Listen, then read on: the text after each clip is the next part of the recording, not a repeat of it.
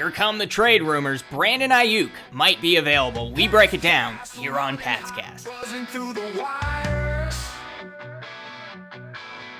Talking trades, talking hope, stacking up desire. Welcome to Patscast. I'm Brad Whitaker. Now that we are through mandatory minicamp, we are looking ahead to training camp on the New England Patriots year-round calendar, but doesn't mean there aren't some trade rumors starting to swirl, particularly surrounding star wide receiver from the San Francisco 49ers, Brandon Aiyuk. Now, before I get into Aiyuk, I will say a guy that Patriots fans all have been wanting them to target, reach out for a potential trade. I believe Elliott Wolf has inquired about a potential trade, but nothing really transpired, was T. Higgins with the Cincinnati Bengals. We know he's been having some contract disputes after he was franchise tagged by the Bengals, and ultimately he signed that tag today. The Bengals announced it as if he had a new contract, but really it's a one-year franchise tag. So if the Patriots have any interest in Higgins, likely going to be another year before he is ultimately a free agent, unless, of course, he is tagged again, but they're in a challenging situation with Jamar Chase and all of the contracts that they're going to have to pay with Joe Burrow and everybody else there. So we'll see what happens, but a guy who I think has flown up the charts of the radar of Patriots fans is Brandon Aiyuk with some of the news that broke today. Brandon Aiyuk is set to play his 2024 season on his fifth-year option with the San Francisco 49ers. But San Francisco has expressed desire to keep Aiyuk long-term, at least publicly, and Aiyuk certainly wants to stay in San Francisco if he can get a lengthy and lucrative contract. But as of today, doesn't look like that's going to happen. Brandon Aiyuk had an intriguing post on TikTok take place today, showing a conversation between himself and his former Arizona State teammate, Jayden Daniels, now the second overall pick and quarterback for the Washington Commanders. We all think of Jayden Daniels as the quarterback out of LSU who won the Heisman Trophy, but he spent 5 years playing in college, including time with Brandon Aiyuk. The two are best friends, and they went together on a video call where Aiyuk revealed to Daniels, "They said they don't want me back," talking about the San Francisco 49ers. Daniels responded, "That's it." And Aiyuk said, "I swear." And Daniels responded, "My boy." And Aiyuk said, "I'm laughing, but I'm crying for real." Now, it's kind of unclear if this means the 49ers officially don't want him back, but if that's something he's sharing publicly, there's a good chance that's the case. Now, that doesn't mean Brandon Aiyuk won't be suiting up for the 49ers in 2024, but when a team reaches out and tells you, "Hey, we don't want to sign you to a long-term contract," that seems to be an indicator that they will start exploring trade options. And you know who has all the cap space in the world still, even after this offseason with lucrative free agent contracts and everything that went into it? The New England Patriots. And yes, I know, they spent money on Kendrick Bourne, they spent money on Michael Onwenu, they spent money on Barmore, they're spending money to bring back a lot of their foundational pieces, but they still have more cap space than any other team in the NFL, and they're going to have to bring that cap space down. And look, I know a lot of Patriots fans, including myself to a certain extent, are happy with the situation at wide receiver. They brought in two potential stud rookie receivers. I think one is going to hit right away, Jalen Polk. There's Javon Baker and some of the red flags that came with him, but he has the potential to become a true number one boundary X wide receiver. You got Demario Douglas, the slot receiver of the future, KJ Osborne to fill the gaps for a year. Kendrick Bourne signed long-term, and then Juju Smith-Schuster with whatever he might contribute. And then, of course, you know, there's Tyquan Thornton and Kayshon Boutte. There's a lot of depth there and a lot of battle for a spot on that roster. Jalen Reagor, who will probably just make the team as a special teams contributor. And don't forget the tight ends, Austin Hooper, Hunter Henry, and Jaheim Bell, the rookie they brought in, who can also run the football, and they can do a lot of Deebo Samuel-style offensive schemes with him.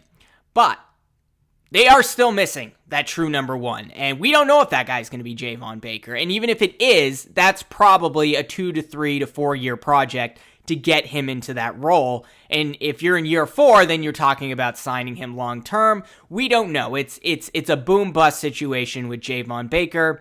as it was with Tyquan Thornton, who as of right now doesn't look like it's going to work out, as it was with N'Keal Harry, who obviously didn't work out.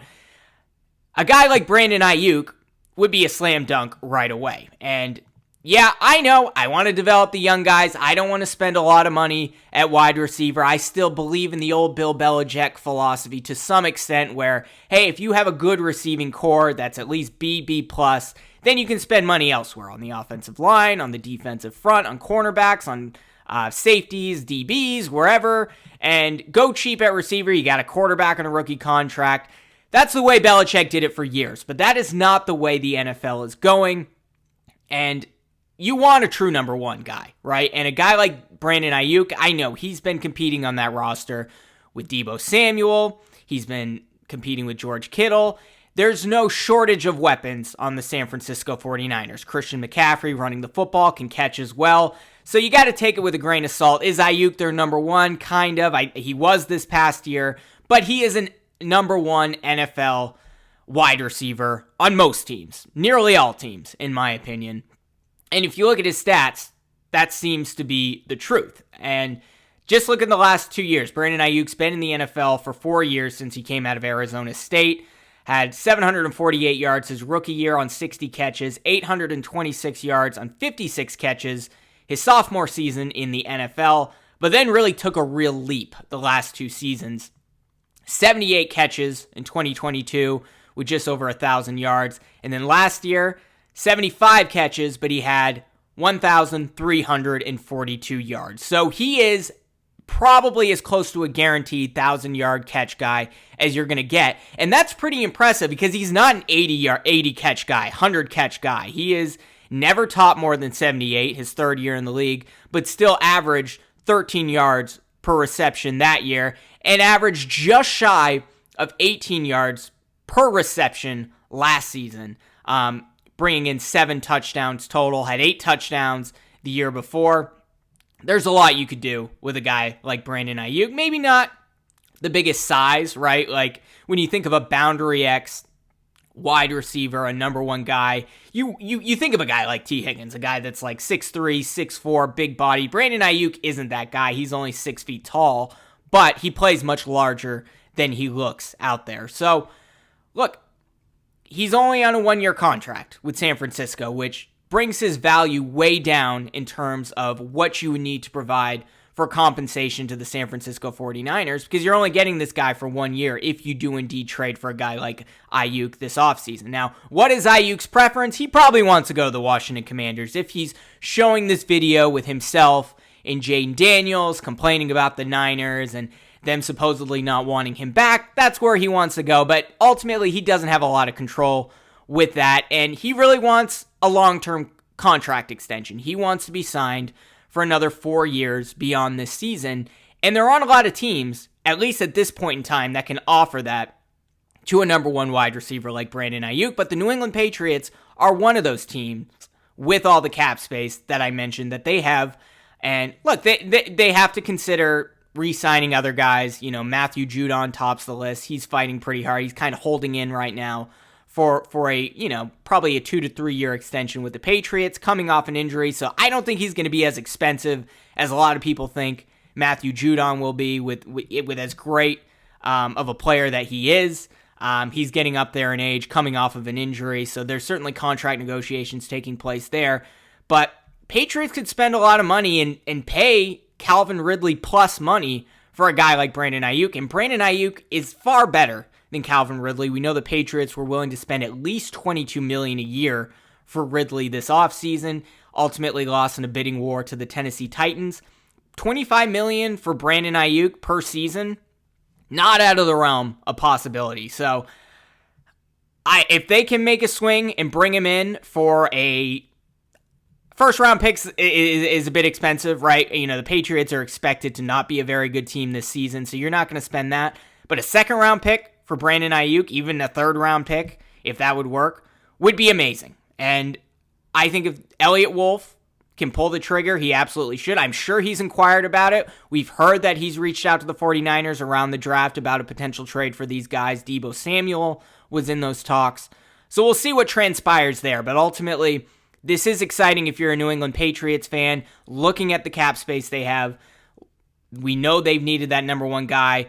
You pair him with Jalen Polk, who I think is going to be a real contributor, with Kendrick Bourne, with Demario Douglas. You got a real receiving core of the future right there, even if there are question marks with guys like Tyquan Thornton, with Kayshon Boutte, with Juju Smith-Schuster, who's on the team for another year. I'm not sure he's even going to make the team. They may just outright cut him.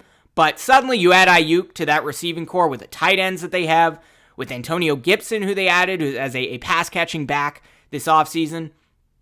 That's a pretty good team. That's a pretty good team right there. And we know the Patriots, their biggest issue right now is the offensive line. It isn't necessarily the receiving core, but makes life a little bit easier for Jacoby Brissett if he is indeed the starter, and certainly makes life easier for years down the road with Drake May, with a true number one to throw it to. Let me know in the comments below, do you think the Patriots should go after Brandon Aiyuk in a potential trade, and what do you think it will cost them? And if you think it will cost them a second-round pick, is that something you want to pull the trigger on? I want to hear from you. Let me know in the comments below. If you're watching on YouTube, be sure to like this video, subscribe to the channel, hit the notification bell, or subscribe if you're listening on Apple Podcasts or Spotify. Pats cast running hot, buzzing through the wires. Talking trades, talking hope, stacking up desires. Brandon Aiyuk, the name on every lip now. Will he come? Will he change? Will he make the ship wow? Niners planning chess moves, making fans just groan. Pats fans dreaming big, won't leave it all alone.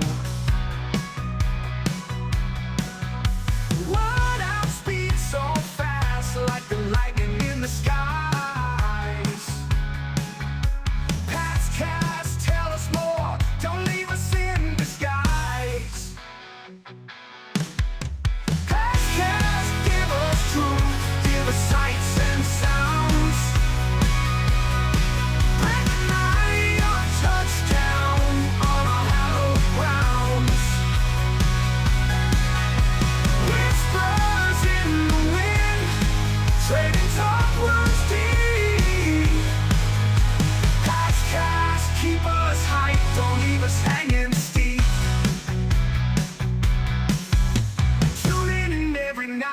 Voices raw and true. Pats cast in our veins, dose of red and blue. Rumors ebbs and flows like the tide against the rocks. Brandon Aiyuk in the jersey we unlocks. Pundits scratching heads, summing up the deal. Heartbeat like a drum, can't fake what we feel. Past cast tell us now, is it dream, is it real? Are we bringing Aiyuk and can we forge this steel? Front office makes the calls, numbers dance around. Past cast keep us close, keep us on the ground.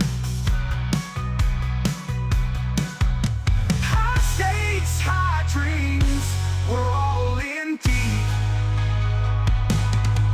Epic journey for a name, not for us to sleep.